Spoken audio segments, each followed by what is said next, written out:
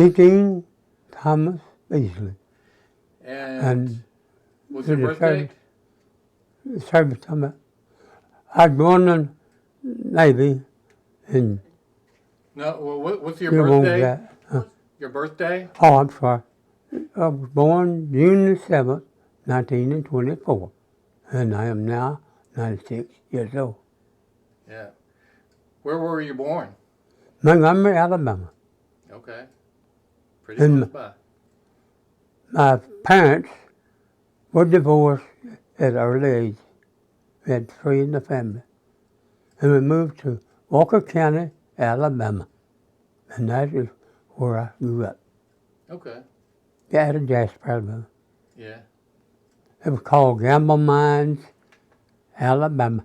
Gamble Mines. Hadn't heard of that. Coal country. Yeah. And so walk me through when you joined the service. All right. That was June, the best of my knowledge now. I had to look at my worksheet. But June the 17th, 1941. So that was, you joined up before Pearl Harbor was attacked. Oh, yes, sir. I did. Where'd you have your training? Norfolk, Virginia, sir. So I went from the post office here. They transferred me to Birmingham, Alabama. And that's where I took the oath of the United States Navy. Okay. And they transferred me to Norfolk, Virginia. And that was where I took my training. Mm-hmm. And while I was there, the USS North Carolina was getting ready to be launched.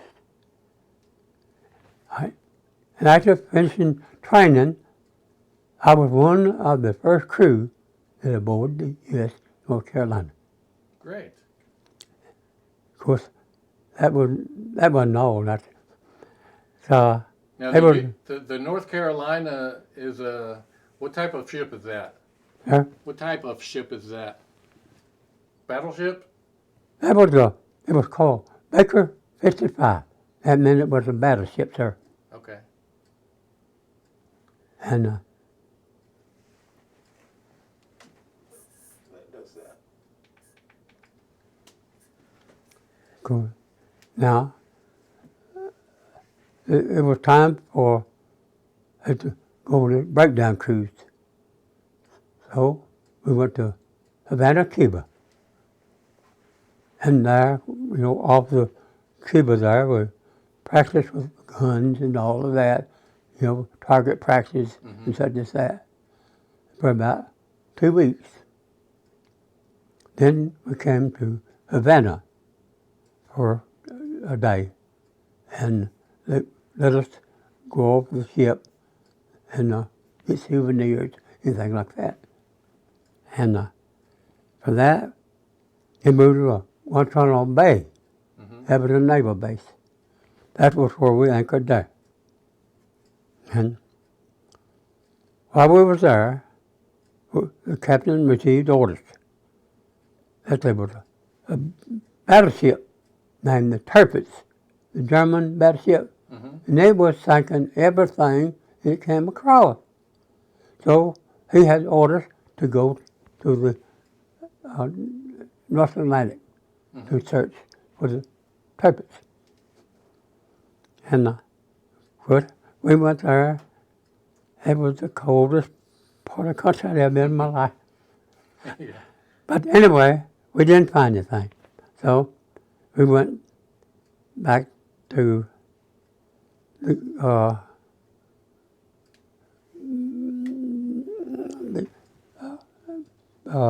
Norfolk? where to go through the locks. I'm trying to think of Panama? Panama Canal. All right? And we went through the Panama Canal, and the captain stopped there for a few minutes because that was natives and everything, and let us get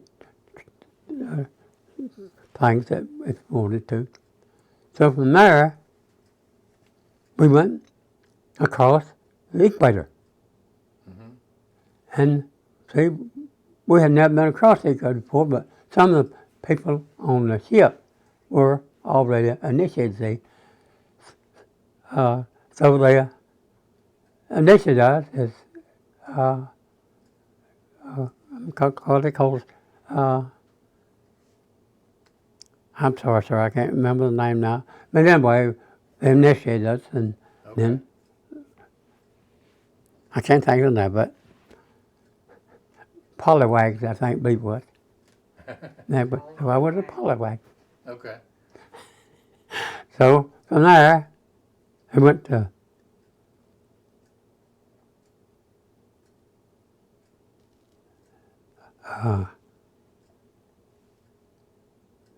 that's the East Coast now, but we went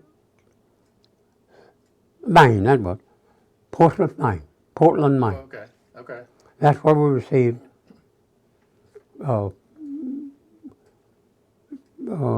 supplies. And we were there for about 2 weeks. And then from there, we headed for New York. Okay. And of course, when we hit Brooklyn, Navy, that was the most beautiful place we ever seen. What did you think of New York? That was about long enough, about 41, Okay. 1941. Because we were there for about 2 weeks, and went out to fire the guns and all like that. Not the 16s, but all the smaller for target practice. Mm-hmm. Then, What was your role on the ship? sir, What position did you have on the ship? I was a signalman. Okay. So I started as an apprentice, seaman, then up to petty officer.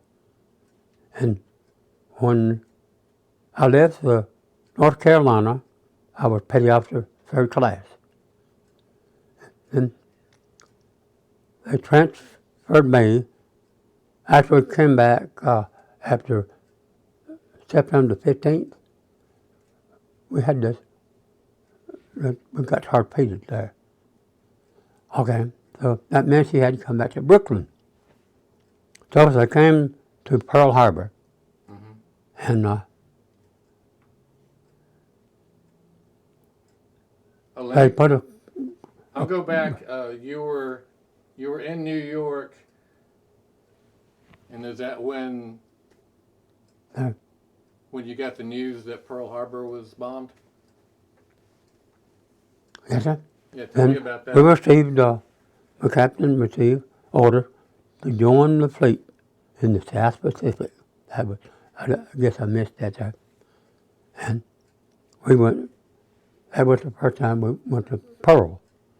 So we got liberty there, see, and went ashore and enjoyed that, and then came back, and that was when we went to the South Pacific, and we joined the fleet there, see. Then we went, after joining the fleet, they put us in task forces. Okay. And with that, we was traveling in the Core C, they call it, because they had already taken the Guadalcanal. And we were traveling with the Wasp, the North Carolina, and O'Brien, and the aircraft carrier, the Wasp. Okay. Right. So we got up this morning early, and the boatman called us to battle station. All right. Then they picked up information that there was submarines in the vicinity.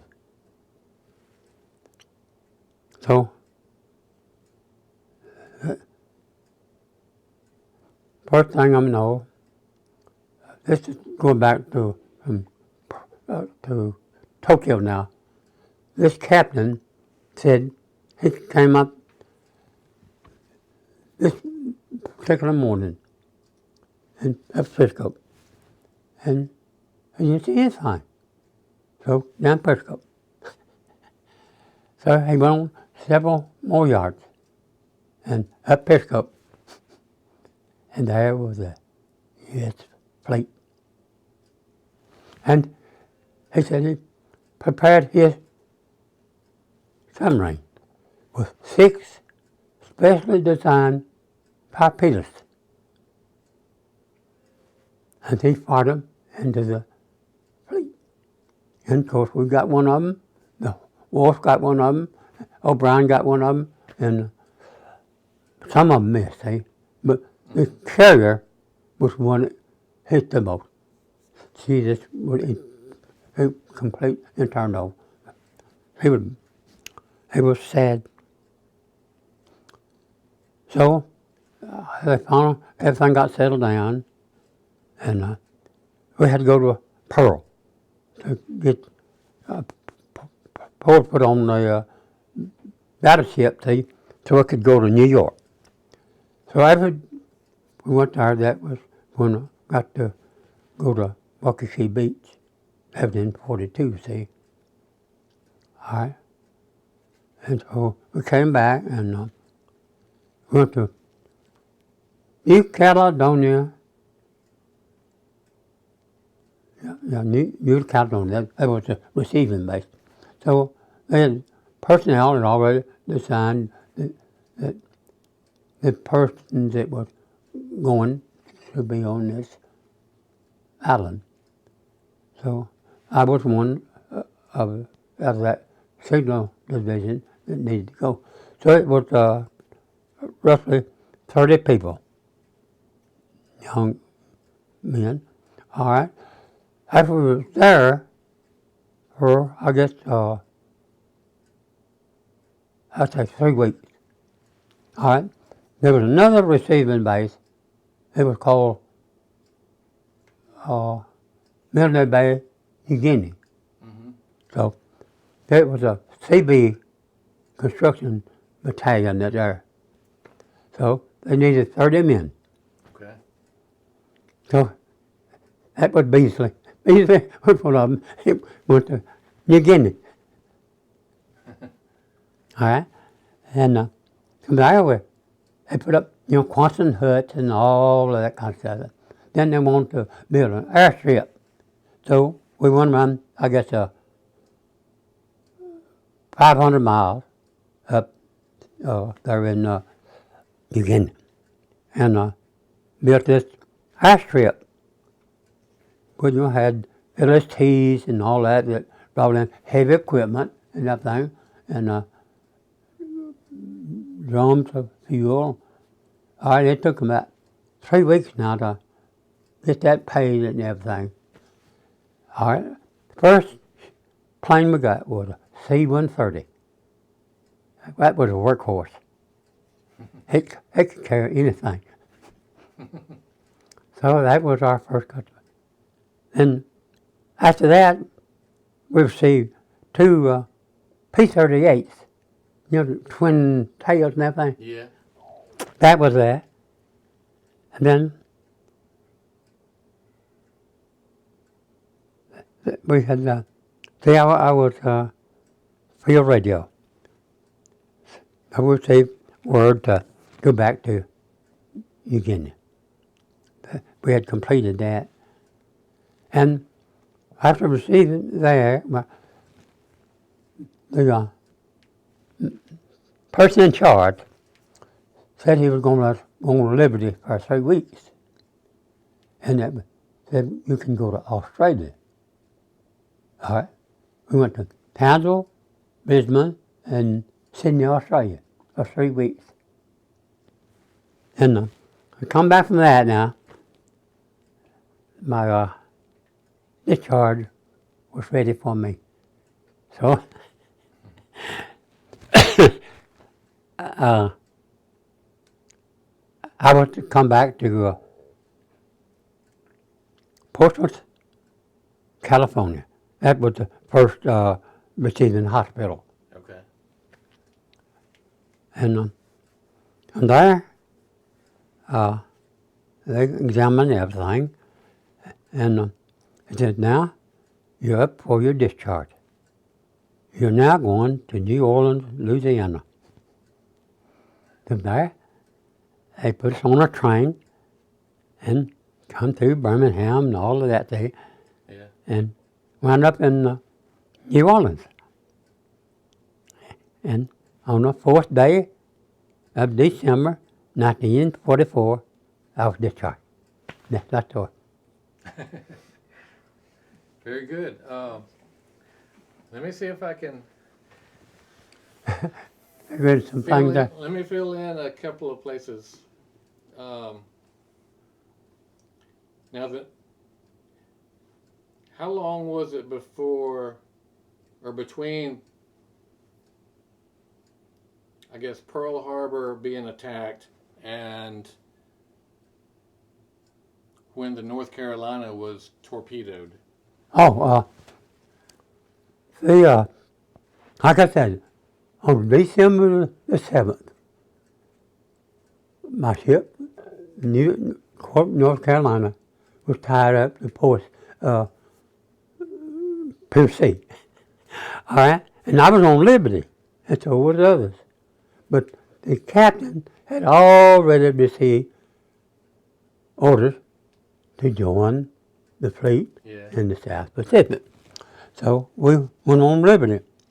And where were you in? And this was a Sunday morning, I'd walk down Fifth Avenue, and all things broke loose. Pearl Harbor was bombed. And so we had it all, everybody was upside down, they didn't know where to go, but they were trying to get everybody back to their ship. So everybody wanted to help, see. Yeah. Finally, we got all the crew back, and then all the other people went to the bases, and so we loaded supplies, and we headed for Pearl Harbor. And we came to Pearl Harbor and docked, and they let us go on Liberty. And that's when I went to Waikiki, there. That was the first time I'd been to Pearl Harbor, that's it. So from there, How long was it before you got to Pearl Harbor? From New York to Pearl Harbor? I'd say about a week. Okay. Just about a week. Mm-hmm. And so immediately they. You still saw some of the damage there when you arrived, didn't you? You saw some of the damage at Pearl Harbor when you got there? Oh yes, sir. I have a paper I'd like to show to you there. Anyway, we joined the fleet in the South Pacific.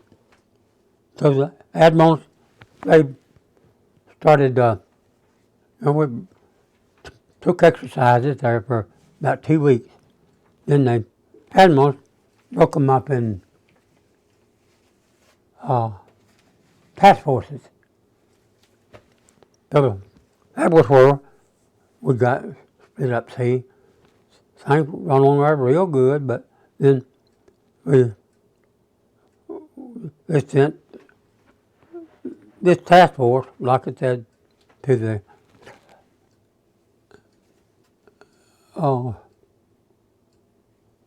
that's where we got torpedoes. I'm trying to think of it, but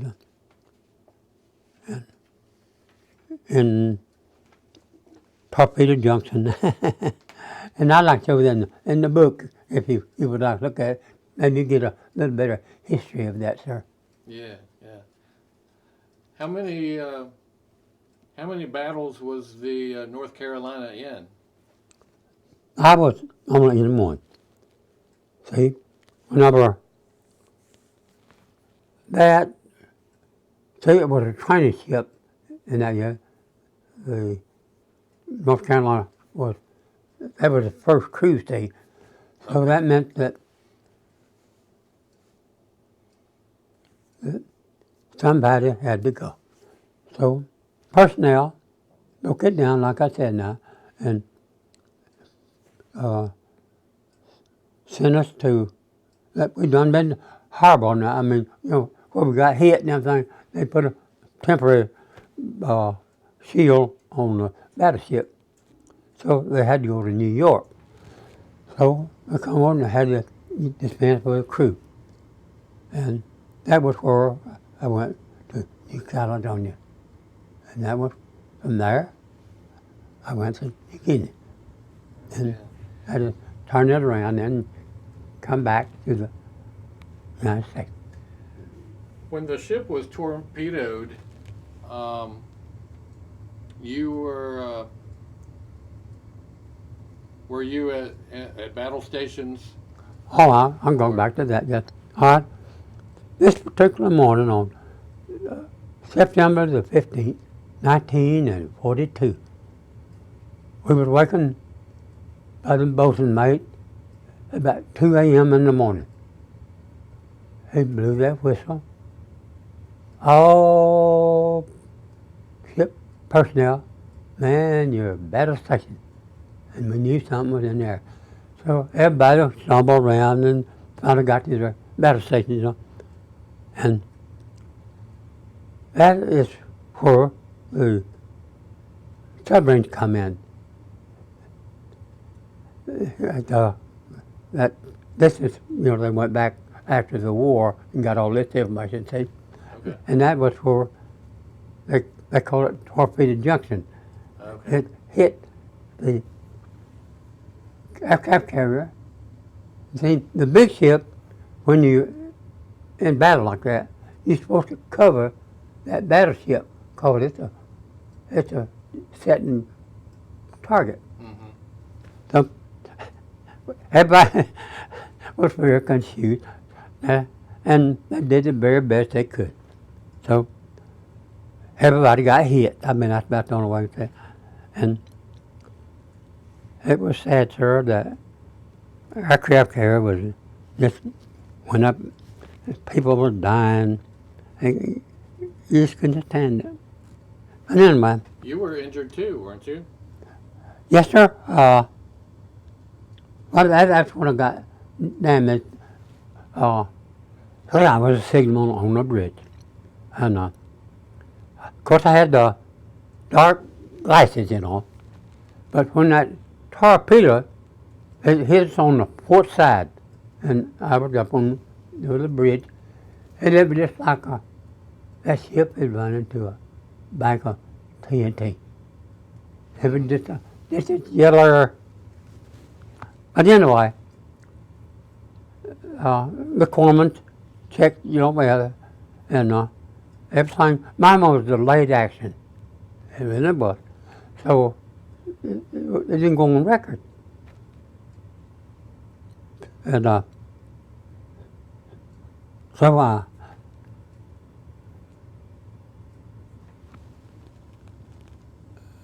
I was, that was where I got my disability. They rated, this back in the States now, they rated me at 30%. And that's what I received today. And of course, that was the worst, I guess, on the bridge. Everybody else survived, but that was where I lost eventually. So like I said, it was delayed action. It come back, and but it didn't have no paperwork, see, to cover it. I see. And After you got back home and were discharged, New Orleans, Louisiana. yeah, did you go back to, was it Walker County? Well, Or where'd you go? everything sir, was turned upside down. My mother and father, as I said, divorced. Okay. All right, and so my mother's maiden name was Howard. So evidently, this is sketchy for me. I don't know if she was going to high school in Birmingham, and that's where my father met her. All right, then when they divorced, my mother took she had two daughters then, two sisters. She took the two sisters and came to Montgomery to my grandmother. She went back to Mama.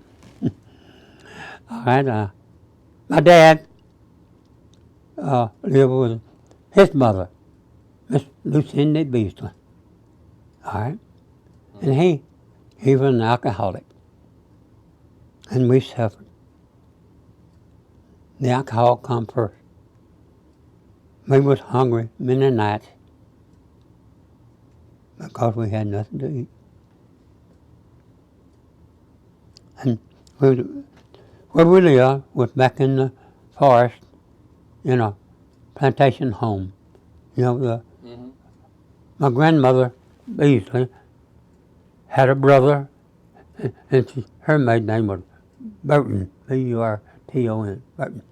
So he had a heart, and he let us live in this tenant home. And that was where we survived from, sir.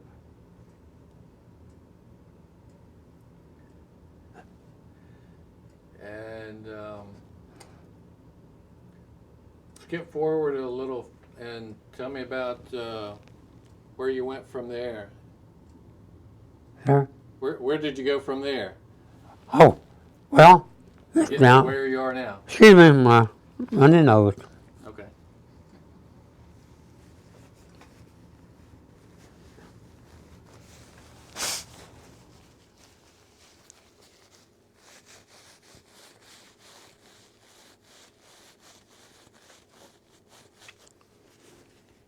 Hopefully I'm not skipping around too much. Okay, well, as I was telling you, we lived in this tenant home back in the forest. And one day, my father came home and I had did something. And he spanked me. I probably needed it.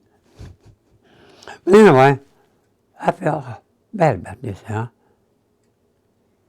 So, I said, I'm going to Mama's. And so she lived in Montgomery.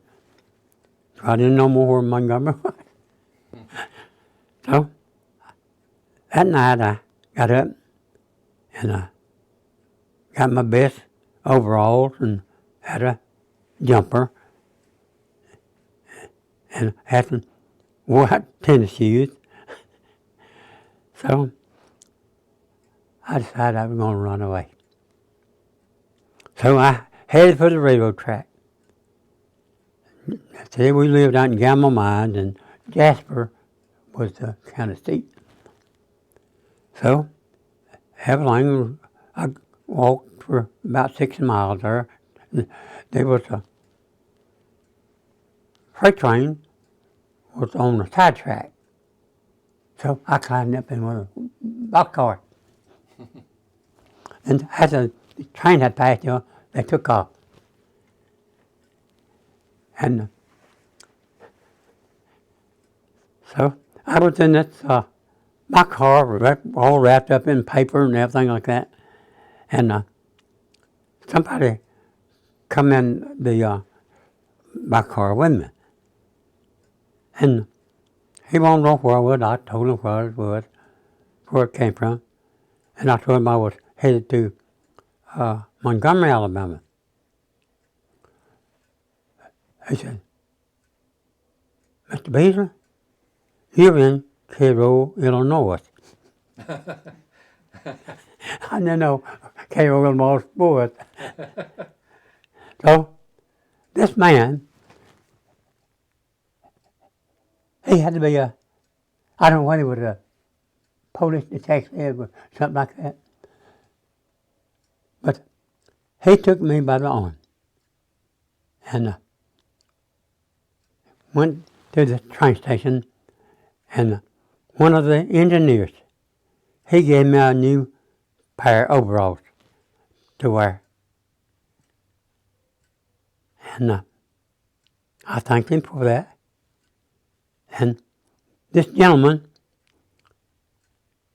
brought me from Cairo, Illinois to the doorstep of my mother in Montgomery, Alabama. Really? Of course, we trained and all that. Wow, how about that? And he brought in and see, so we had to find, where they lived.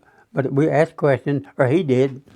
And I had an uncle that worked at the Capitol. He was a guard.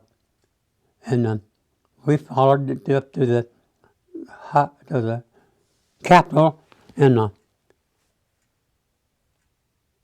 found out that he was coming on duty.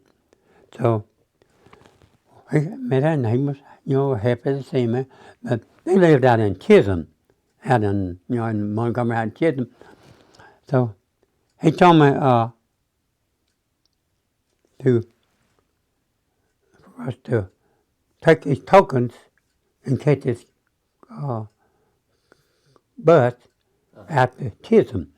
Okay. And said to tell the drivers, that about where we wanted to get off. So we did that. And that was where I'm talking about. We got off there and went to the door, and there was my mother. And he thanked her and everything, and he was a good Samaritan. He left and never seen it again. Wow. And that was my home. So It timed out again. That's not how he got here after he left the war. That was that after the war? And that was his childhood. And Okay. he's getting it all mixed up. Okay. I thought maybe. Kind of suspected that.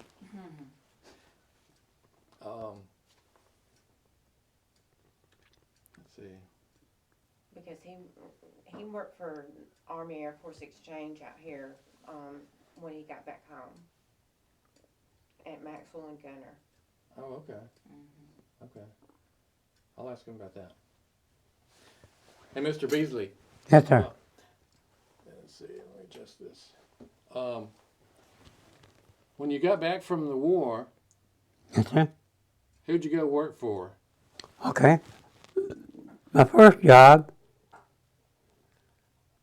was Slauson Khan grocery wholesale. Okay. They made me sugar man. That was back when sugar was rationing, coffee was rationing. Okay. Yeah. So that was my first job. So I was with them about 3 years. And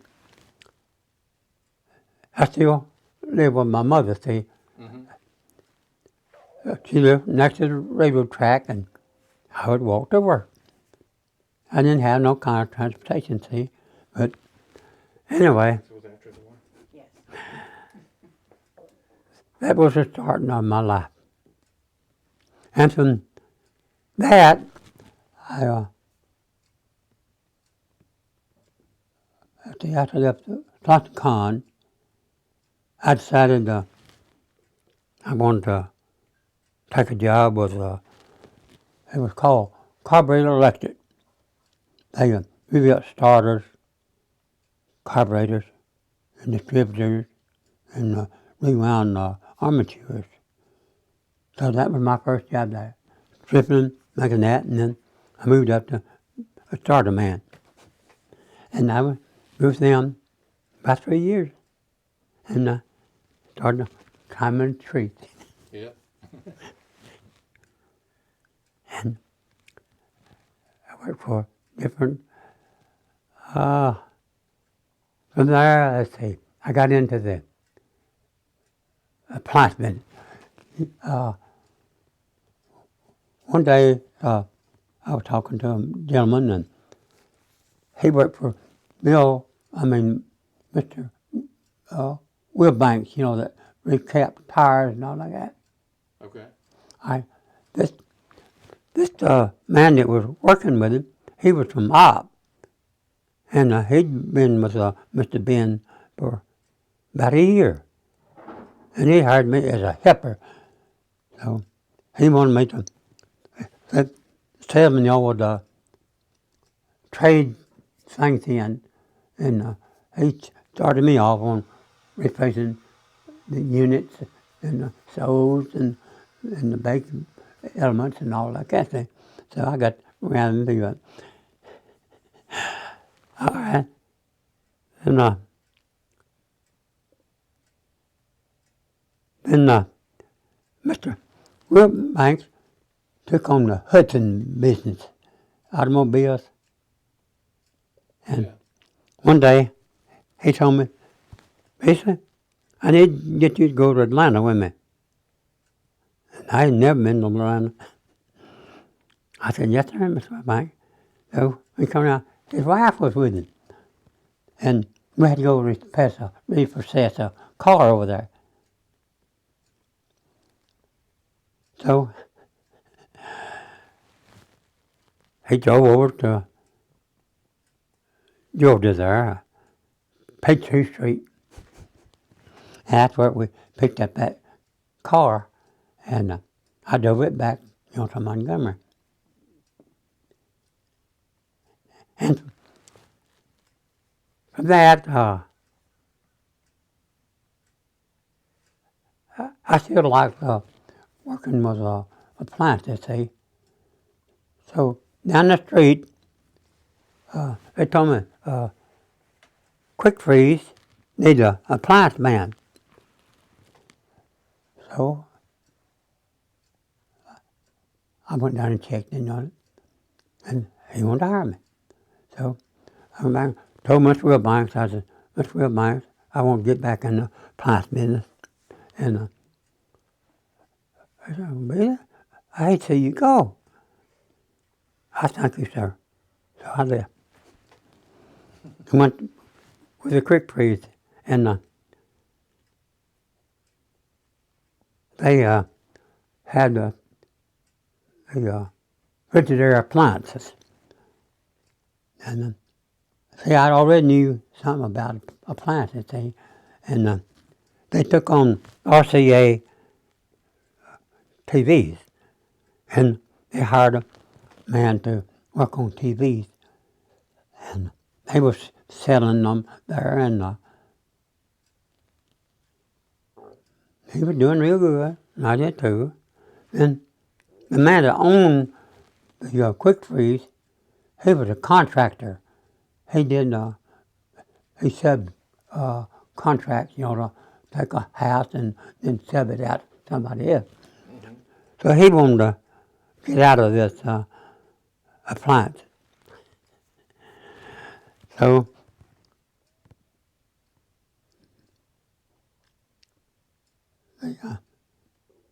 they decided they wanted to, from myself, and the manager was Mr. Downey. And I already knew a refrigeration man that worked with Williamson Adams Refrigeration. So he was the one who was doing the refrigeration when they got it, one, there was something wrong with it. And they wanted to go in business together, see. So I borrowed a little money, and I was a secretary. And Mr. Downey, he was the manager, and Mr. Mr. Shavers, he was the refrigeration man. Then Mr. Downey knew of a business that wanted to close. So he said, he got us together. He said, I talked to Mr. Cresher today, and I think we should take his business. So they have a great deal of thing. Because he already had a plant people, taking care of things. So we looked at it, we're good. So we went for it. And Mr. Camp, he closed his business out. So Mr. Downey was now the manager, see. And everything went on real good. And different ones, got sick and things like that. And we got behind in appliances. And it just looked like things wasn't going to work out. So I told Mr. Downey, I want out. So, okay. So I got out of it. And Mr. Shavers, he had worked with Williamson Allen. They used to sold Frigidaire appliances. And they didn't have a washing machine man and things like that. So I accepted a position with them, back in the appliances. So I was with them many years. And one year,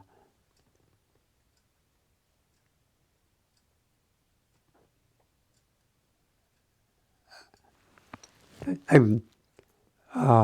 say I don't work this in you. You ever heard of Hollywood Candy Company? I don't think so. You know where Sable's is in Montgomery? No, I'm not Anyway, familiar with Montgomery. they came out of Centralia, Illinois, Okay. and they built a fine factory back over close to the river. Mm-hmm. And they hired people and put a lot of bread on a lot of tables. They made payday So? candy bars. Oh. That's where they're. I decided I wanted to go out there. I knew this fellow, his name was Harold Beasley. And I went out there, and he told me, this, they're going to start a night shift, and we're going to need another day man. And I told Harold, I'd see what you can do for me. And he got me on. And that was before I met my wife. That she could plumb. So, then come my vacation time. And so I got laid off. So, with that, I don't know exactly what to do, but there was a Gulf station, field station downtown Montgomery. And his name was Velo Beasley, because it was we weren't to be in kin. So I went and talked to him. Eugene, I needed a lube man. Because I know nothing about lube. I told him, I don't know anything about lubing. He said, I'll train you. So that was my job there. And I did well. I lubed and changed oil and all that kind of thing. That was that job, see. So finally, I kept going back to Casada. I liked that sugar plum. And I asked her to marry me. And she took it up.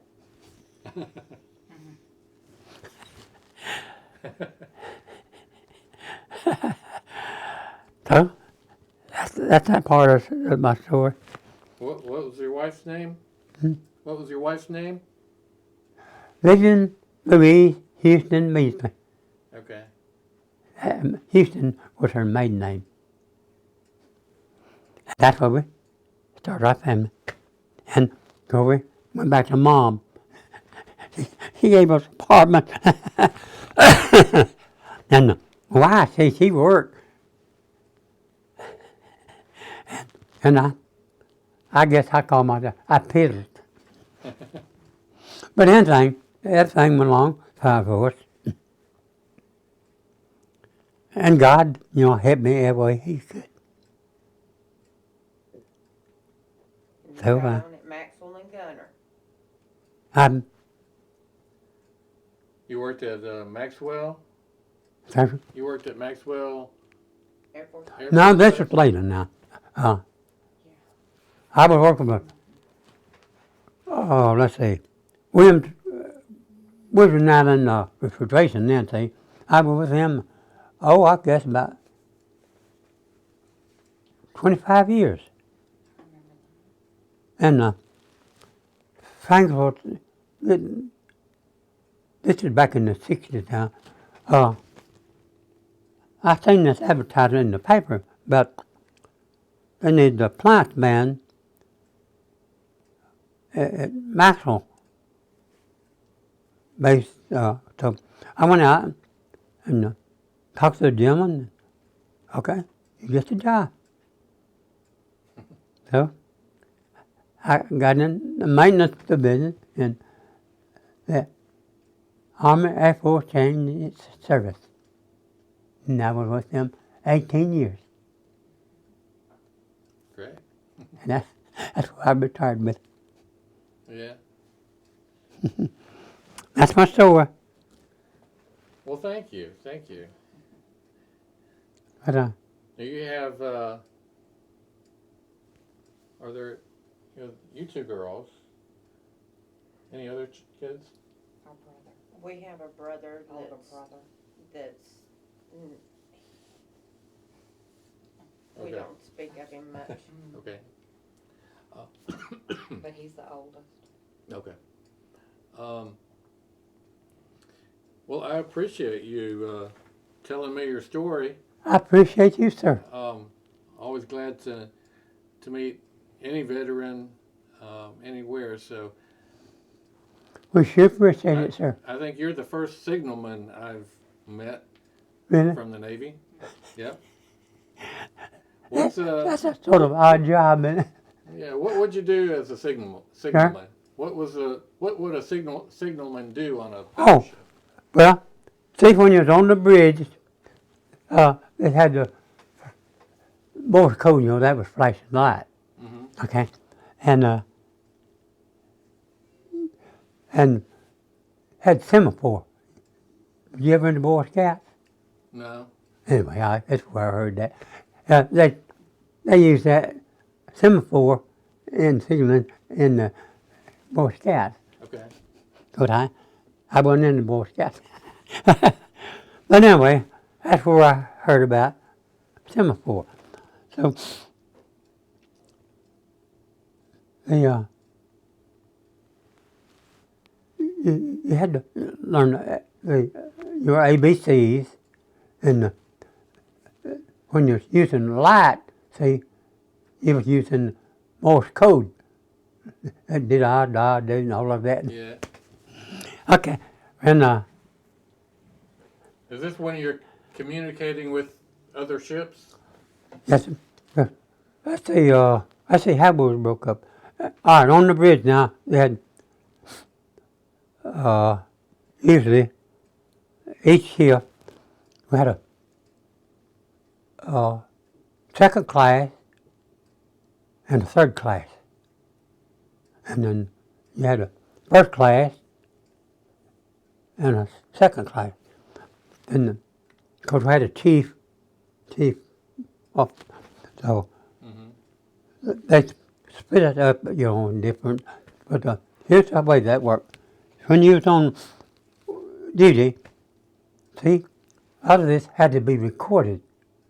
So when you looked at it and you done learn Morse code, or flashing light and all that, you see, and they're calling Baker 55. All right, I need a recorder. And I would get up there and let the man know that he was wanting to talk to us. So he'd go in semaphore. Okay, so I said I need a recorder. So I had a recorder there, and I got up and used the light, let him know that I was ready for him to. So he would get up and do semaphore. Now he was all through ABC, all through the Z. See, first out he would still be calling Baker. He spelled out a B 5.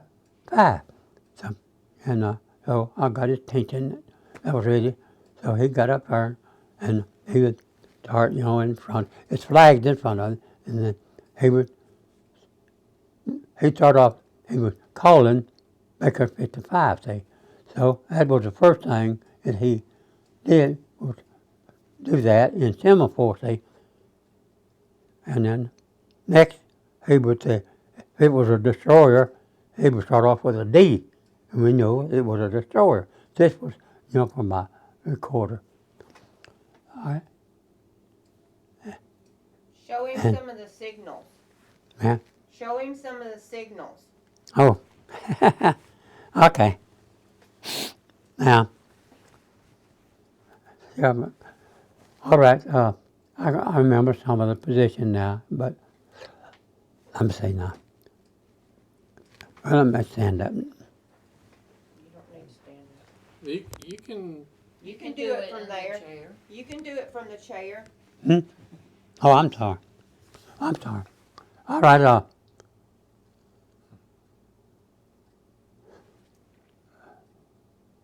Like a heart. That's it. All right. Starting at the very bottom. That's A. Yeah. B, C, D, E, F. I mean, that's up straight up now. Yeah. All right now. And when you have received a message, you do that to get his attention.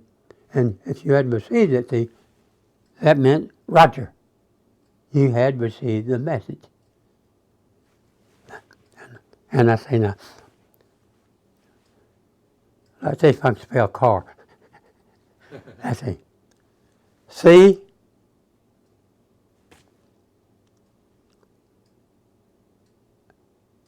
A R.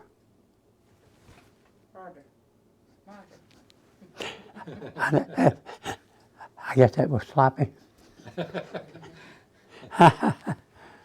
That's okay. Let me fix this again. Did you have a chance to look at any of over there, sir? That was the headlines of the newspaper. That's a replica that I got a hold of. Yeah, I when like they this. declared war.